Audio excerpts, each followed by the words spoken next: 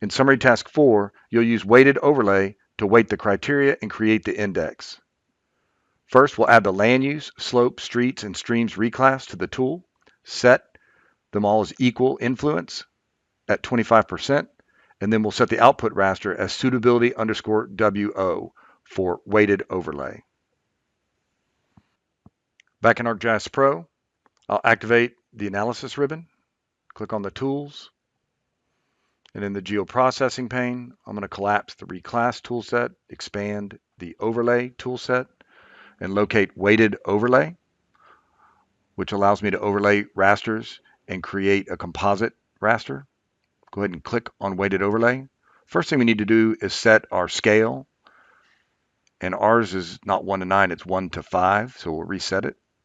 And then in the weighted overlay table, we need to add our rasters. So we're going to click on the add rasters and place a check next to the stream, street, slopes, and land use reclass. Go ahead and click add. Now right now, it's all streams and nothing else. And so we want to go ahead and reset them all to equal influence, which because there's 4 sets them all to 25%. We need to name the output raster, and we're going to call it suitability underscore WO for weighted overlay, the tool we're using to create this version of the suitability index. Go ahead and click run. All right, there I can see my raster data set in my geodatabase. Go ahead and click back on the geoprocessing pane. There's my raster layer in the contents pane. And there I can see the areas that are greenest or rated 5 are most suitable. And the areas that are reddish or red are rated 2s and 1s and are least suitable.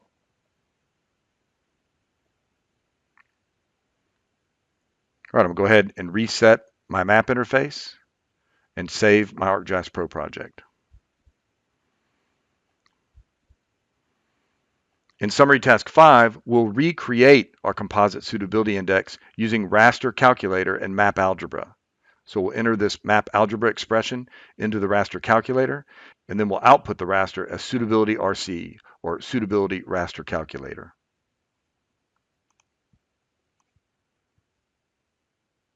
Back in ArcGIS Pro, make sure the analysis ribbon is activated and the geoprocessing pane is open. And then I'm going to collapse the overlay toolset, expand the map algebra toolset, and click on raster calculator. In the raster calculator tool, we have our rasters, inputs, and operators that are entered into our expression text box. And we're going to start by ensuring that our raster is a rounded up integer raster. So I'm going to double click on the INT function, and then down a few, double click on the round up function. And then I'm going to delete the 2 closing parentheses, and I'll add them back after we build our expression. So we're going to build our expression by multiplying each raster by 25% its weight. So we'll start by entering 0.25 as a constant, and then we're going to use the operator times. And then over under rasters, I'm going to double click land use reclass, and then now the add operator. And then at this point, I'm going to enter in the next constant, 0.25 times, in this case, slope reclass, plus 0.25 times the streets reclass, plus 0.25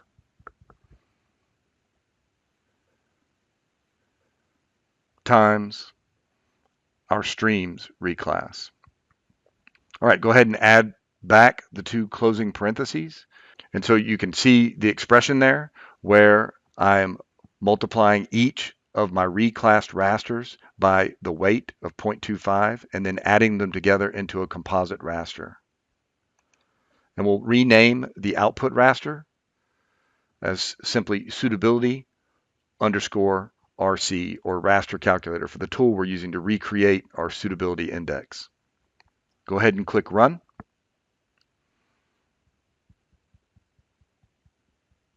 All right, so there you can see it created our suitability raster dataset and raster layer.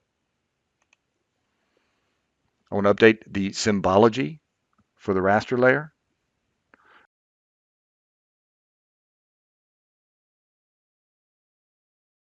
And I'm going to import the symbology from the suitability WO. So I'm going to click on more options and import from layer, and then set the symbology layer that I want to import the symbology from as suitability underscore WO and click run.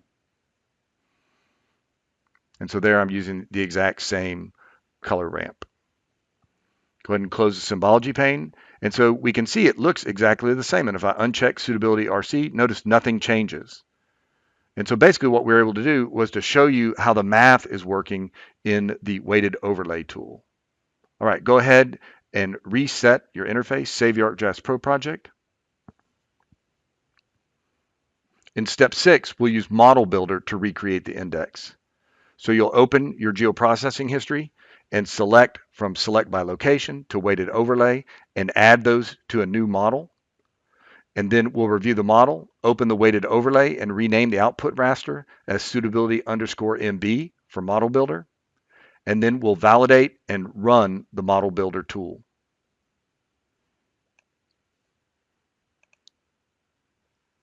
Back in ArcGIS Pro, I'll activate the analysis ribbon. And this time in the geoprocessing group, I'm going to click on the history button. This opens up my geoprocessing history. And we can see all the processes I've been running in this project. I'm going to start by selecting the select layer by attribute, hold the shift key and select weighted overlay. And then with all of my geoprocessing workflows selected, I'm going to right click on the selection. And I can add this to a Python script, to a Python notebook, or in this case, I'm going to go ahead and add to model. And that creates a new ArcGIS Pro model. If I close the history pane, there you can see my new model listed in my toolboxes. And on the Model Builder ribbon, under View, I'm going to click Fit to Window. Now we can visualize our entire model from beginning to end when we first took the land use and selected by attribute and then by features to isolate the government tracts within the city limits and then converted that to our raster layer by standardizing the geometry. We converted the DEM to slope and the streets to a distance raster, as well as the streams. Then once we standardized our geometry, we standardized our values by reclassing all the values to our suitability scale, and then inputted those into our weighted overlay tool.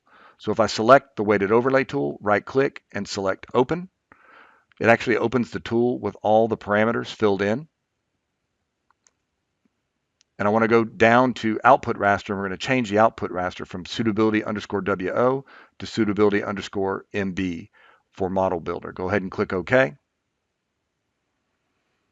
And then now you can see it's rechanged the output raster. I'm going to select that, right click, and place a check next to add to display. All right, so now I have my model ready to go. Under the run group, I'm going to click validate. You'll see it turns some of my outputs to gray. Those were optional outputs that I didn't want to use. Now I'm ready to run my model. So I'm going to click run. And then that entire workflow that we stepped through manually is being automated and run via this model. There you can see it's reclassing my layers.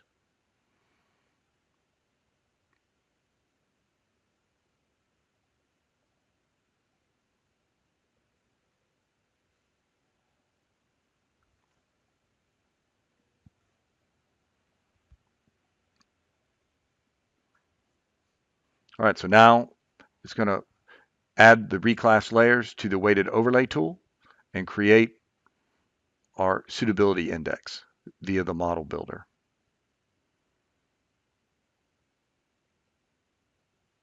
All right, go ahead and close the model window. I don't see it in my geodatabase, but it's there. If I right click on my geodatabase and select refresh, there I can see my suitability underscore MB raster dataset, and I can see it listed as a layer over my contents pane. I'm going to go ahead and save my model before I close the model view. And then now I can see my suitability underscore MB index, and it looks a lot like, if I uncheck, my suitability underscore RC, which looks like my suitability underscore WO. So you can see there are different ways to generate the same composite suitability index. Go ahead and save your ArcGIS Pro project. In step 7, we'll review your findings. We'll compare the different suitability indices. Are they different? Does the final suitability index make sense given your criteria? And last, where would you locate the composting facility? Back in ArcGIS Pro, I'm going to clean up my map view by turning off my first two suitability layers so I can see my suitability underscore WO. And I want to see through to the underlying imagery. So I'm going to select the layer, and then on the raster layer ribbon, set the transparency to 50%. Oh, my land use is also messing up my view, so I'm going to uncheck my land use. And now I can review my suitability index. And so if I zoom in to the northern part of the city, I can see some variation there, starting with the least suitable areas, which are in the Barton Creek Greenbelt there on the really steep slopes. And that value is 1. And as you move away from these streams, the value increases, but it's still not very suitable. But I can see the most suitable areas are in these government-owned tracts that are close to the streets and a long ways away from the streams on flat areas.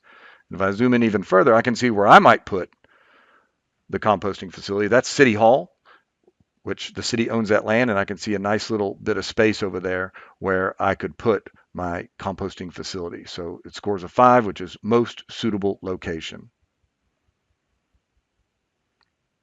All right, I'm going to zoom out to the city limits. Now, where would you locate your composting facility given this suitability index?